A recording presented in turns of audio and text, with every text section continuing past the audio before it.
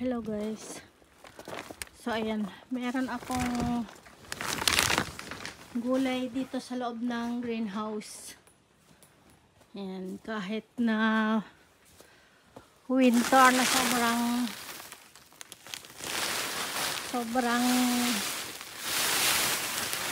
lamig dito sa amin, meron pa rin akong tanim na gulay garden. Ma-frozen tong adinil. Ayan ang aking gulay.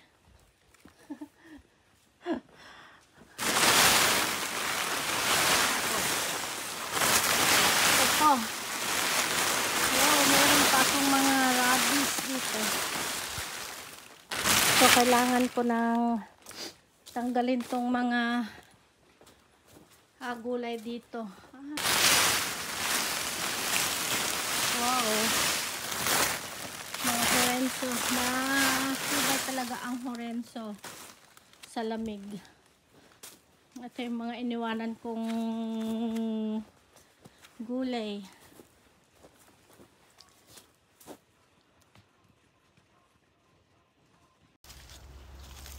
Ayan. So, ito yung tatanggalan ko ngayon. Mga horenso. Para magamit na namin tong greenhouse. Magpupunla na kami ng sibuyas. Kaya kailangan ko nang tanggalin. Oh! Malamig. Kahit dito sa loob ng greenhouse, malamig pa rin. Ayan, sayang naman kung hindi ko tanggalin tong gulay. Pwede pa tong kainin. So, ganito sa labas, guys. Ayan.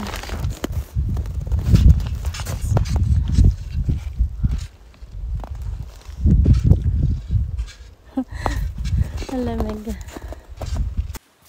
Ayan. So, itong mga pwede pa tong radish. Wow. Kunin natin tong mga to. Pwede pang gamitin. Mali. Ayan. Hindi siya na-frozen, guys. Oh. So, pwede pala tong ganito. Oh, diba? Mahal ang radish ngayon.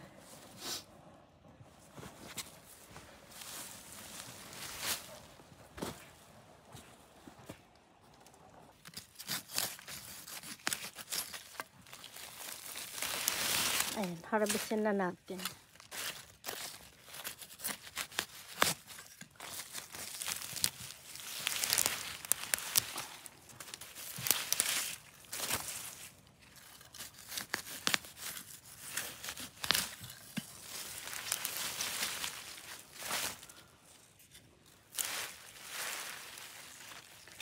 Ayan ang horenso.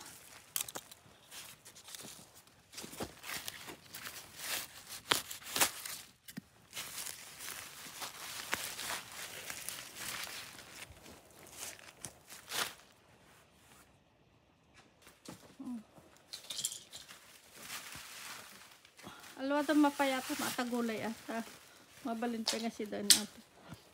Ang dami guys, oh.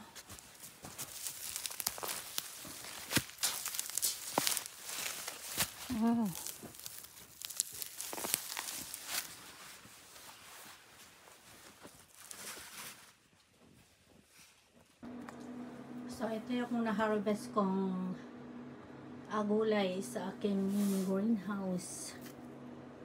Ayan.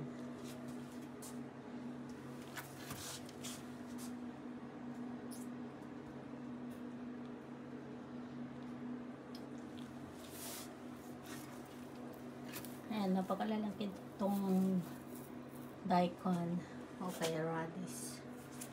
Tapos itong mga horenso. So, ayan guys, kahit kapal ang snow dito sa labas.